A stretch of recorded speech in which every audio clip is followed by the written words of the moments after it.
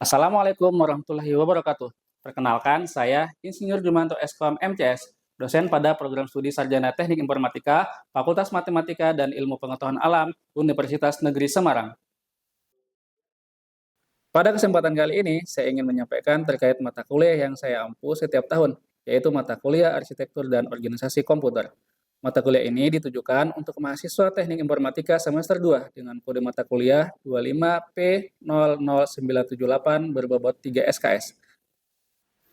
Diselenggarakan dalam 16 kali pertemuan tatap muka dengan rincian 14 kali pertemuan materi dan 2 kali untuk pertemuan masing-masing ujian tengah semester dan ujian akhir semester. Mata kuliah ini membahas konsep dasar dan prinsip kerja komponen utama sistem komputer, mulai dari struktur interkoneksi atau bus, memori internal dan eksternal, input dan output, hingga Central Processing Unit atau CPU.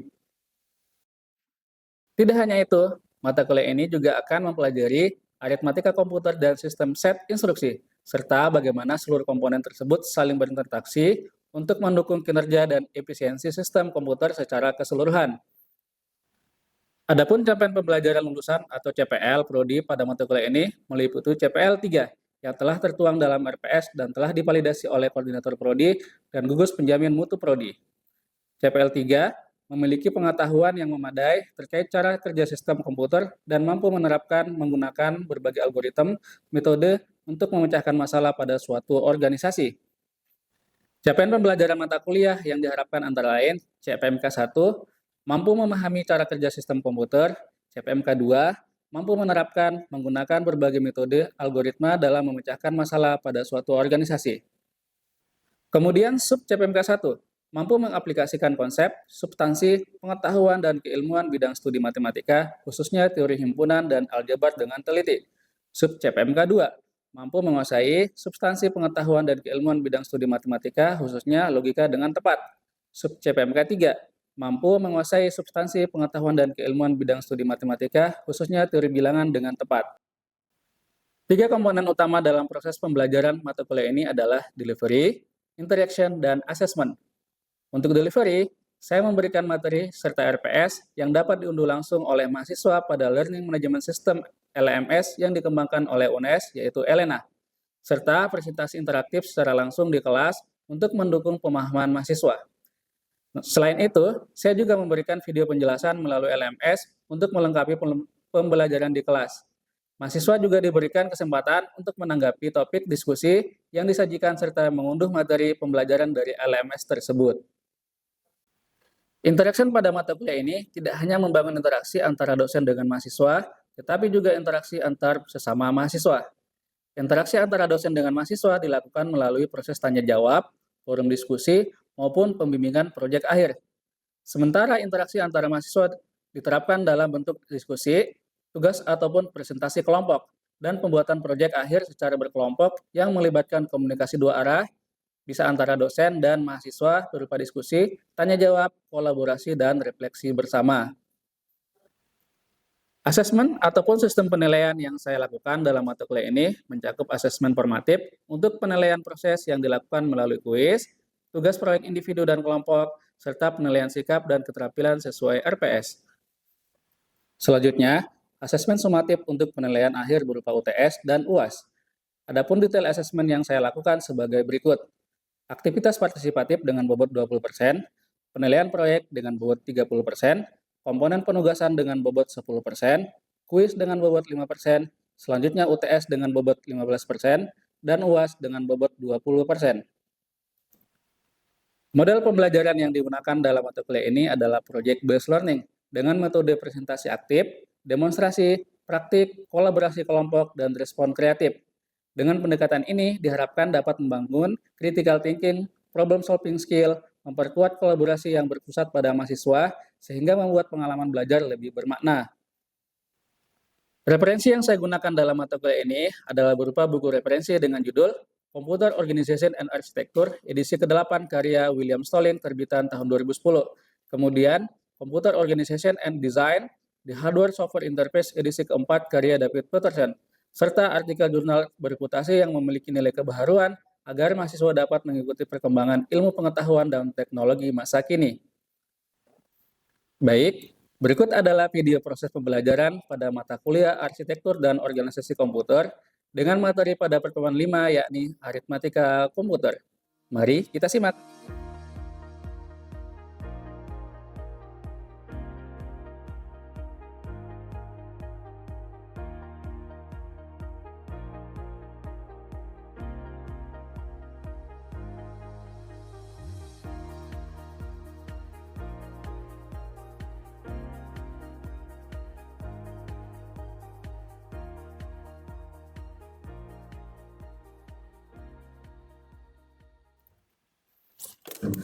Oke, selamat pagi teman-teman.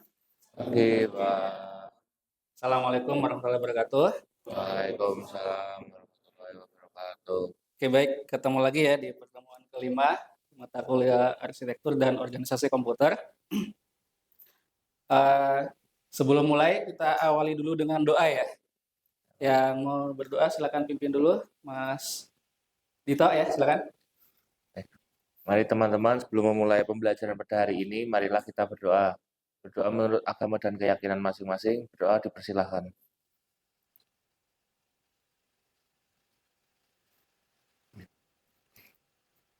Berdoa cukup. Terima kasih. Oke, baik. Gimana kabarnya hari ini?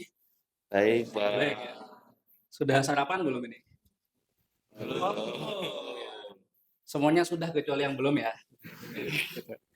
Baik, hari ini kita masuk lanjut materi kita ya, yaitu komputer aritmetik atau dalam bahasa Indonesianya adalah aritmatika komputer. Oke, baik, sebelum masuk materi hari ini, kita akan review dulu materi minggu lalu. Masih ingat nggak ya?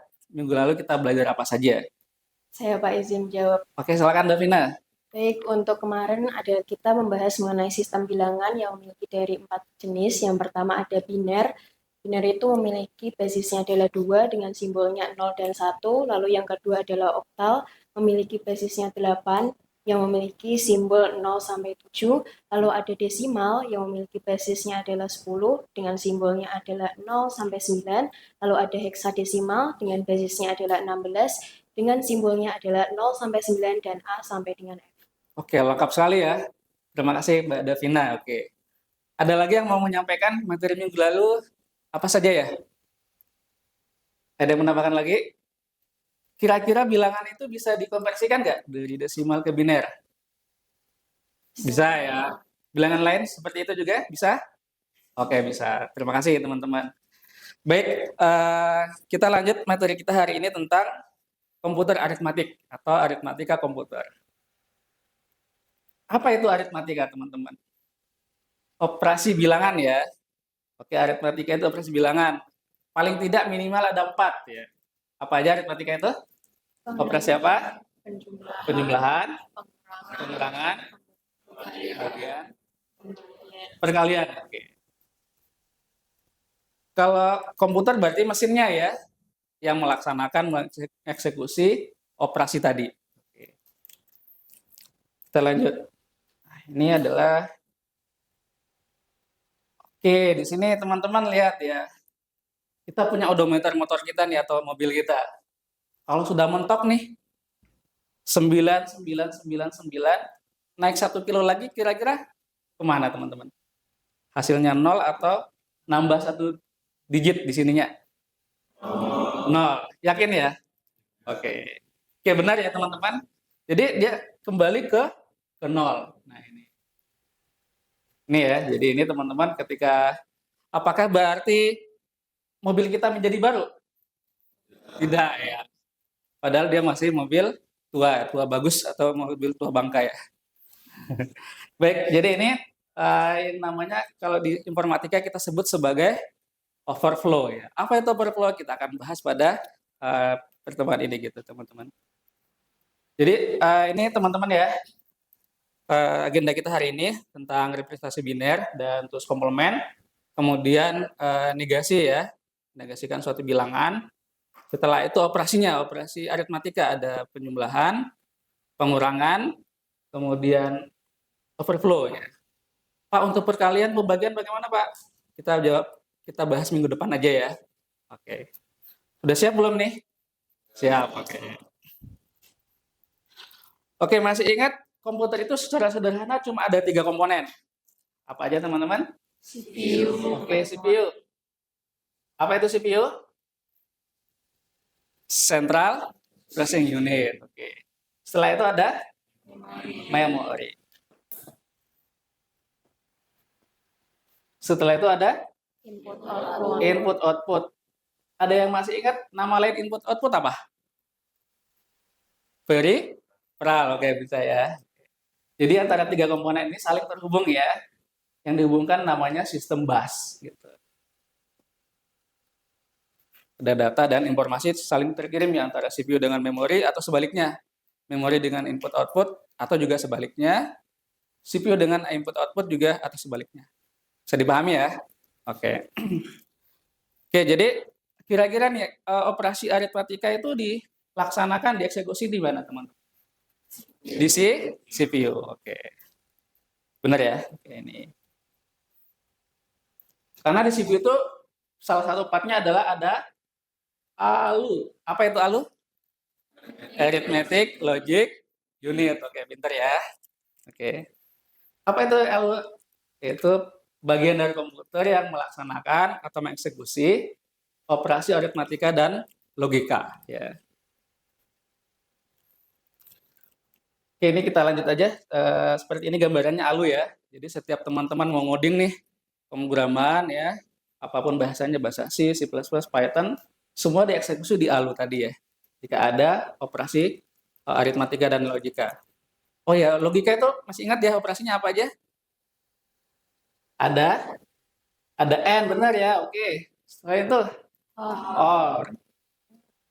Satu lagi yang paling dasar ada nih negasi ya. Itu juga operasi negasi ya. Operasi logika gitu. Pengembangan ini nanti banyak ya. AND jadi AND NAND ya. Not AND. Kalau OR XOR ya. Atau NOR juga bisa. Kalau negasi masih ingat konsepnya? Negasi 1 berapa? Negasi 1 jadi berapa? Negasi 1 jadi 0 ya. Negasi 0 jadi 1 gitu juga sebaliknya ya. Oke. Kita lanjut aja ya teman-teman ya. Oke, kita lanjut representasi dari integer. Nah, ini. Jadi pada sistem bilangan biner, bilangan itu cuma ada 2 ya, yaitu antara 0 dan 1. Kalau bukan 0 ya 1, kalau bukan 1 ya 0. Paham konsepnya ya? Kemudian juga ada tanda minus ya. Atau ada juga tanda radix atau period ya ini. Atau koma-koma. Nah, pada komputer cara pandangnya nggak sama ya dengan manusia ya. Komputer jika mengoperasikan penjumlahan itu cara pandangnya beda ya. Nah, karena komputer itu tidak mengenal tanda minus ya, sehingga tanda minus ini tidak dilakukan oleh kita ya gitu. Nah, ini minus sign ya ini. Untuk kepentingan penyimpanan, processing we do not have benefit of special symbol. Jadi nggak ada simbol minus atau koma. Sehingga nanti ketika operasinya kita kenal nanti namanya two's complement ya. Oke, lanjut lagi. Nah, ini representasi dari sign magnitude. Oke, kita punya berapa ini? 8 ya, 8 bit. Nah, yang paling kiri itu adalah sign-nya. Sign itu apa, Pak? Apakah dia bilangan negatif, biner negatif, atau biner positif? Yang ini ya, sign-nya nih ya, tandanya. Yang ini sign-nya ada di MSB atau most significant bit. Oke. Nah, sign bit itu apa? Kalau 0 berarti dia bilangan positif. Kalau 1 berarti bilangan di negatif. Oke. Ini magnitudenya yaitu 0, 1, 0, 1. Bisa dipahami ya? Oke. Nah, ini karakteristik dari two's complement ya, teman-teman ya. Dan aritmatika ini range-nya, teman-teman. Kemudian ada negasi juga. Kapan kita menegasikan ya? Nah, itu nanti ada operasinya kita contohkan. Kemudian expansion bit juga bisa ya. Misalnya kita operasinya cuma pakai 4 bit, ternyata kalau setelah dioperasikan butuh 5 bit ya, butuh tambahan. Itu namanya extension of bit. Kemudian juga ada overflow rule atau aturan overflow. Kapan terjadi overflow? Jika apa ini? Ini ya. Jika dua bilangan yang tandanya sama-sama negatif atau sama-sama positif.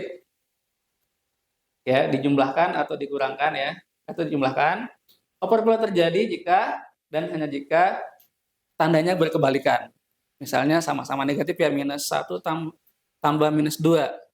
Kok jadi positif hasilnya? Itu namanya overflow.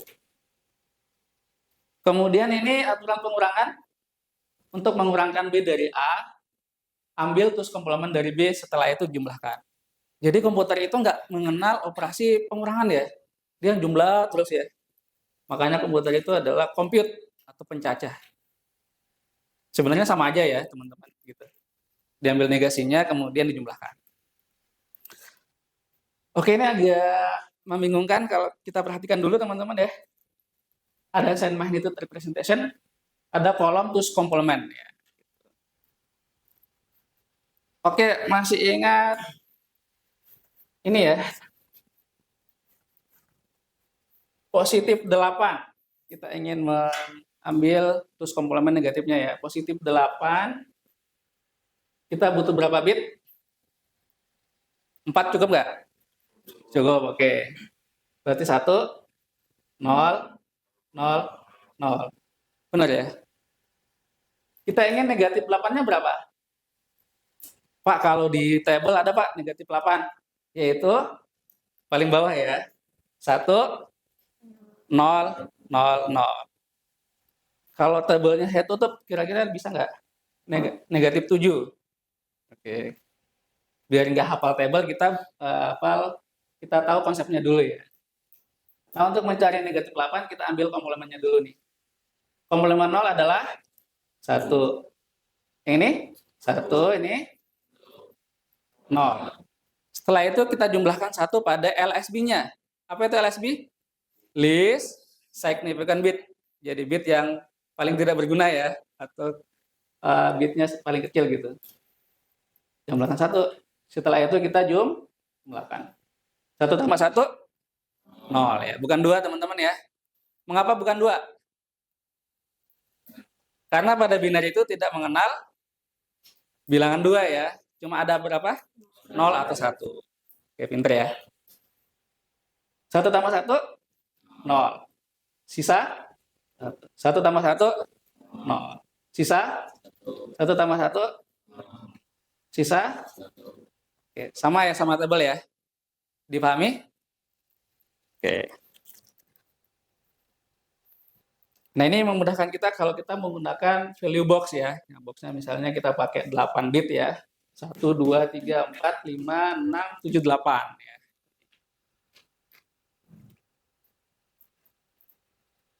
Oke, setelah itu karena ini lihat ya. Ini adalah minus berapa ini? Ini bilangan minus atau positif? Minus Pak, karena ada 1 paling di MSB-nya ya. Oke, kita lanjut aja. Untuk negasi tadi, udah paham ya? Nah, ini negasi ini. Misalnya dari positif 18, kita cari negatif 18-nya. Positif 18 itu binernya ini 000, 100, 10. Ya, setelah itu kita cari komplemennya tadi. Ya. Setelah itu dijumlahkan 1 pada LSB-nya. 1 tambah 1 adalah 0, sisa 1, 1 tambah 0, 1 ya. Kemudian ini di copy. Ya. Nah, ini minus 18. Jadi ini tandanya sudah 1 di paling MSB-nya, berarti dia bilangan negatif. Ada pertanyaan dulu sampai sini? Nggak ada ya? Lanjut dulu ya, oke. Oke, baik. Kita lanjut ke special case atau kasus spesial, kasus khusus untuk negasi ya. Oke, ini. Kenapa ini khusus ya? Karena ini agak aneh gitu teman-teman ya. Misalnya positif 0 nih. Ini bitwise komplementnya sama ya. Bitwise-nya kalau dia 0 berarti 1, kalau 0 1 gitu ya. Kalau 1 jadi 0. Kemudian tambahkan 1 pada LSB. Nah, ini. Ternyata setelah dioperasikan malah jadi negatif ya. Ya enggak, karena sini 1 kan. 1 tambah 1, 0, sisa 1. 1 tambah 1, 0, sisa 1, sampai sini nih ya. Jika overflow-nya diabaikan, berarti seperti ini ya, negatif 0, negasi 0 sama dengan 0.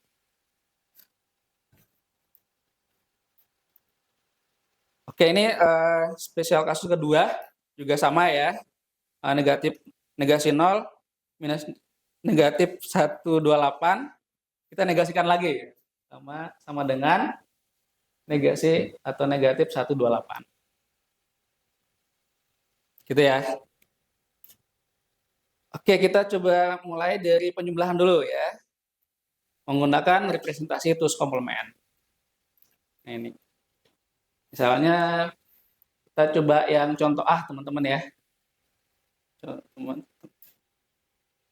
Yaitu negatif 7 tambah positif 5. Yang A ini ya. Yang A. Ini berapa? Negatif 7 tambah positif 5. Oke. Positif 5.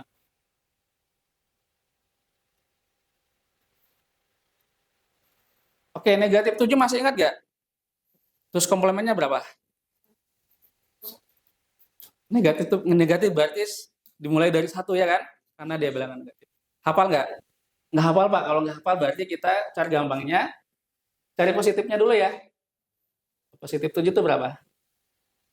0, 1, 1 ya? 1. Hah? 1, 2, 4.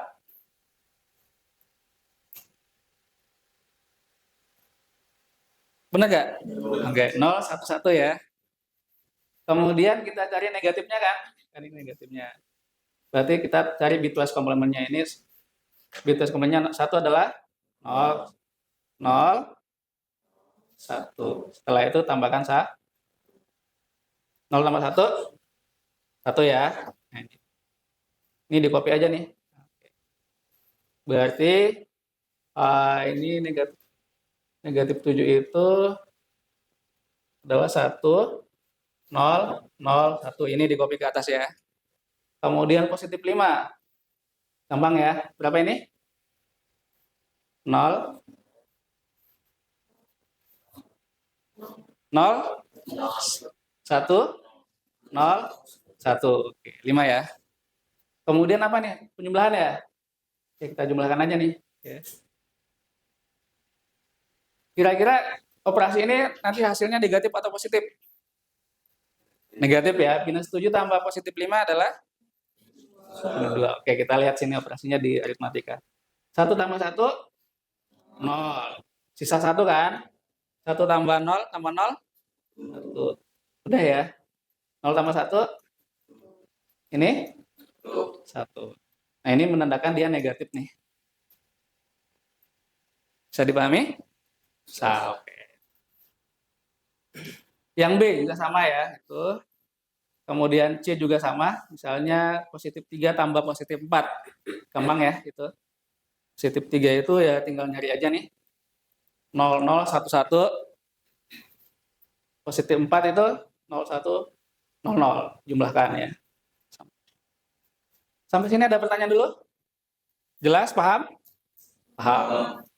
Kalau jelas, buka alat tulisnya. Kita latihan dulu.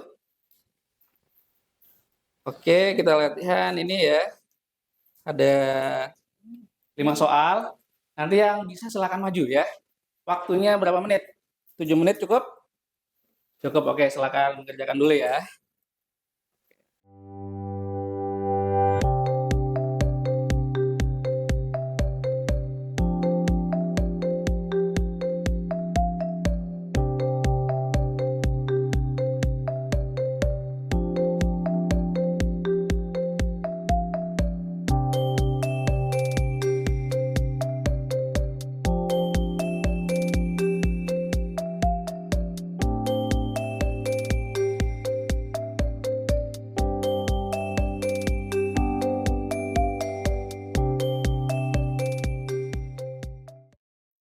Oke, baik. Sudah? Ada yang bisa? Ada yang mau maju nggak ini? Oke, Vira, silakan ya. Maju dulu. Mau mengerjakan yang mana? Yang B, silakan maju ya. Saja, nah, B.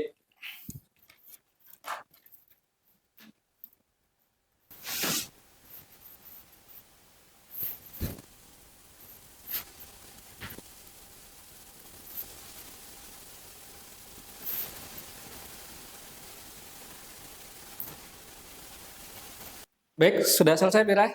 Sudah, Pak. Baik, silakan menjelaskan ke temannya. Baik, untuk yang B itu adalah 3 ditambah 4. Untuk bilangan 3, binernya adalah 0, 0, 1, 1. Yang dimana 1 di sini 2 dan 1 di sini 1. Jadi 2 ditambah 1 sama dengan 3. Lalu angka 4, binernya adalah 0, 1, 0, 0. 1 di sini adalah 4. Dan ini adalah biner untuk angka 4. Lalu dijumlahkan, 1 tambah 0 hasilnya 1, 1 tambah 0 hasilnya 1, 0 tambah 1 hasilnya 1, 0 tambah 0 hasilnya 0. Sehingga hasilnya 0, 1, 1, 1. Jika angka biner ini 0, 1, 1 itu adalah 7. Jadi hasilnya sesuai 3 tambah 4 sama dengan 7, dan ini juga 7. Dan ini tidak overflow. Baik, terima kasih Pira ya. Oke. Ini positif 7 atau negatif 7? Positif. Dari mana tanda positif? 0. Depan ya ini. Sign-nya tadi yaitu 0. Gitu. Terima kasih Pira, silakan duduk kembali. Oke, sampai sini ada yang mau ditanyakan tentang soal latihan? Sudah jelas? Paham ya? Oke, baik. Baik, kalau tidak ada kita lanjut slide berikutnya. Jadi overflow terjadi kapan? Ya, ketika ini misalnya tandanya sama-sama positif, tapi dioperasikan hasilnya malah kebalikannya yaitu negatif. Atau yang lain juga ya sama-sama negatif, tapi hasilnya positif, dia disebut sebagai overflow. Oke teman-teman, kalau sudah paham, saya punya oleh-oleh untuk dikerjakan di Elena, LMS-nya UNES ya. Seperti ini, silakan dicatat dulu, dikumpulkan nanti di akhir sesi minggu depan ya. Baik teman-teman, ada pertanyaan? Sudah paham belum? Paham ya? Bagaimana kuliah hari ini? Seru atau bingung? Seru ya. Kalau bingung berarti mikir ya, tapi tentunya seru. Baik teman-teman, demikian untuk kuliah hari ini. Sebelum kita pulang, kita berdoa dulu ya. Yang akan dipimpin oleh Dito. Silakan Mas Dito. Mari teman-teman, sebelum mengakhiri pembelajaran pada hari ini, marilah kita berdoa. Berdoa menurut agama dan kepercayaan masing-masing. Berdoa dipersilahkan.